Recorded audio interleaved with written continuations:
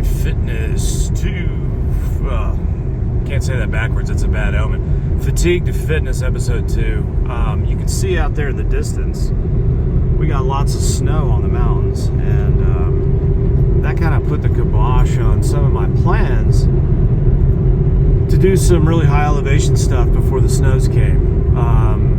Out of the 3 that I really wanted to do, 2 of them are really rocky. I may still try to do the one that's not rocky. Snow on rocks, not something I really want to tango with.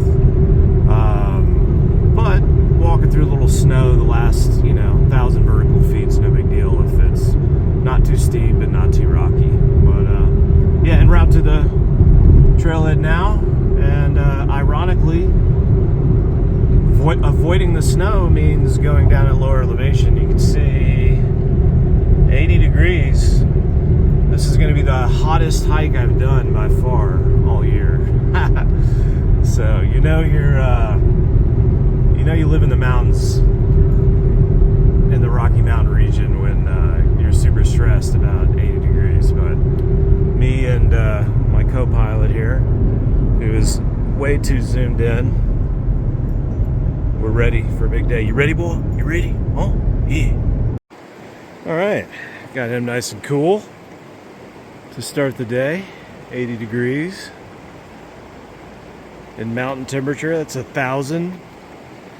You could use it as a kiln. All right, we got some clouds. We got some wind. I think we're gonna be all right. Plus I've climbed 1,000 feet or so already. So, no more being stressed about the heat. Got that going for me.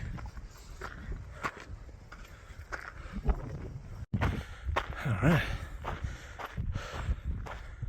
Made it to the destination. Although, not going straight back. Taking the long way down. But that was a piece of cake. Much easier than when I did it in the spring, so that's a good sign. So my main reason for making this series, Fatigue to Fitness, is, I've been really interested in health my whole life because I was riddled with health problems, at a very early age, and, later in life, because I had really gotten no fixes whatsoever from modern medicine. I developed a real DIY attitude about health, which has served me pretty well. Not perfect.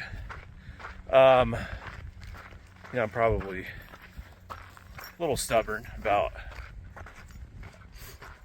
doing anything Western medicine-wise, but anyway, I fixed 2 major problems, on my own. 2 major health problems that are really common and don't have really any answers from Western medicine or alternative medicine or any kind of medicine. One is asthma, allergies, and pet allergies, which I kind of lump together into one because they're all so interrelated. And then the other one is, this chronic fatigue that I had that was crippling. I was housebound. I was like a vegetable. All I could do is kind of watch TV, and that was it. I was in really bad shape, and just any kind of exertion whatsoever would cause me to experience what's called post-exertional malaise, and mental or physical. So that's what I mean by I was a real vegetable. I couldn't use my brain. I couldn't work on the computer. I couldn't do any kind of physical activity, couldn't read a book or anything. So I haven't, 100% fixed my fatigue issues. I still have a sensitivity to overexertion. I can't just absolutely, go bonkers without, any kind of consequences. But my work capacity is improved by tenfold over, when I was at my lowest, which would be the late. I'd say my absolute worst is probably 2017-ish, 2016 maybe.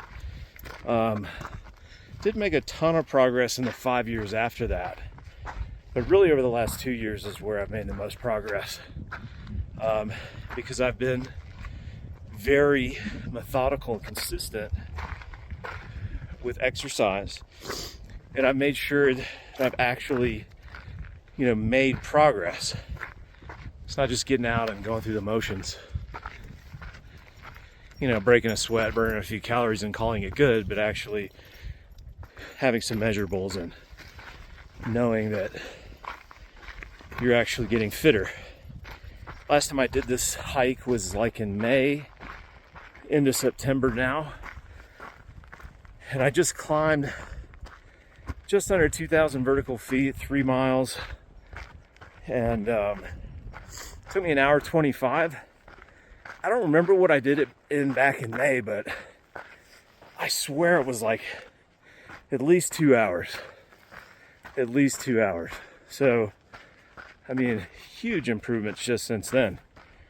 And, you feel that in your fatigue. You can do more.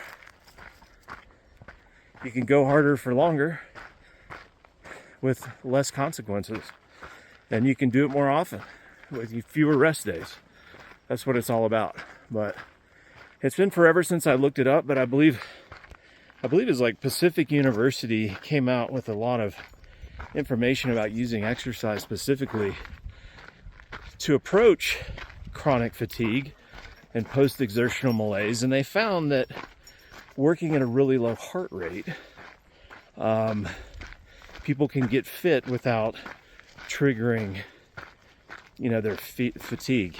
And that's really interesting and all. What I find interesting about it is I feel like the world's, major like endurance athletes, I feel like the main focus of their training is decreasing the amount of lactic acid that they produce, and clearing lactic acid faster. And so, as you get fitter, you produce less and less lactic acid, at certain heart rates.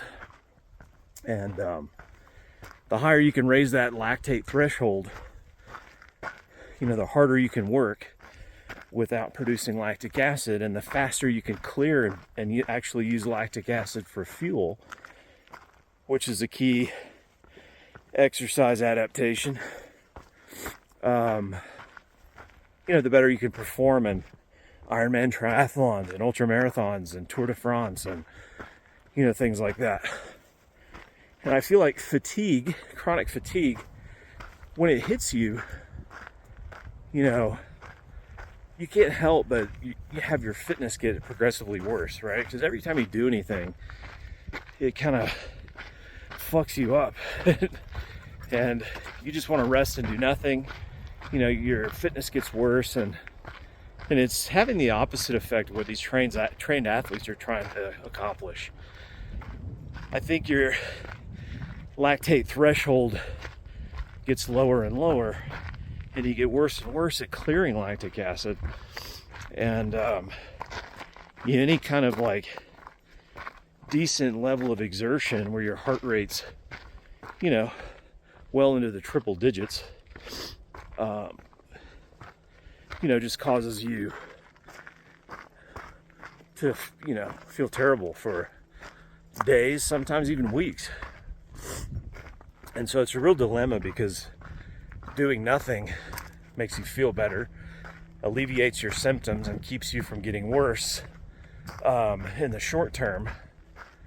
But doing nothing reduces your fitness and makes you more hypersensitive to exertion. Sorry about the glare. I'm about back into the shade here. So anyway, the trick is figuring out, how to toe that line. How do you exercise your way out of fitness, without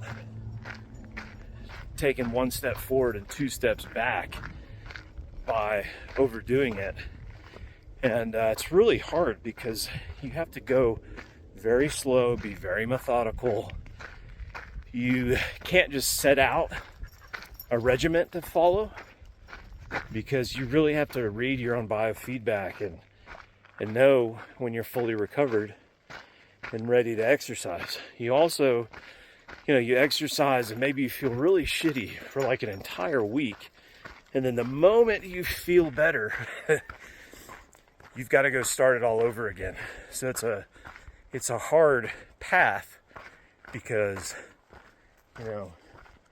you're in a state of recovery and not feeling your best pretty much all the time. But as you repeat that and keep doing it over months and even years, ideally, you can make huge progress. I've been super consistent.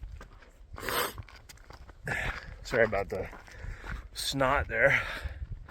I've been super consistent now for 21 months, where, I really like every single week I've tried to basically make improvements in my fitness. So, still early days, but if I keep making progress every month, which I have pretty consistently,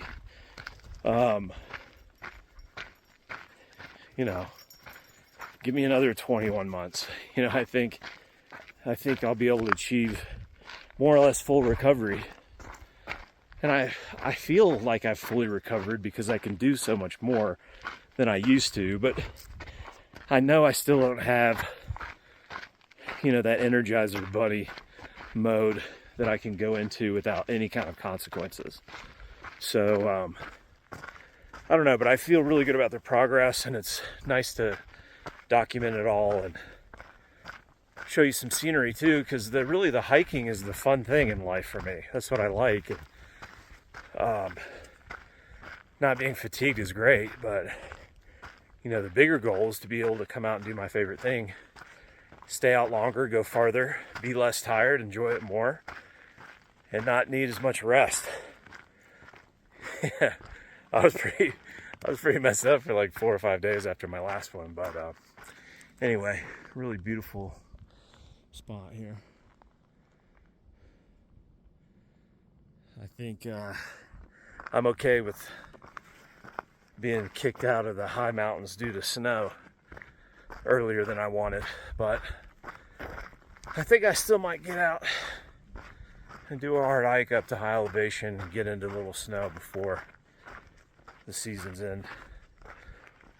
The season's over with. So anyway, that's it just for that general message and lesson. If you have chronic fatigue, I do believe the best tool you have to get out of it is facing it head on by getting fit. And I do think a lot of people's chronic fatigue is actually brought on by poor fitness. So many people just go, 6 months, a year, 2 years without really doing any kind of hard exercise, and their fitness goes, and then they develop this hypersensitivity to exertion, and then that can start that cascading effect where you're sensitive to exertion, you exert yourself, you feel like shit, you exert yourself even less, you get even more unfit, and it snowballs until you have truly crippling fatigue that pretty much ruins your whole life. So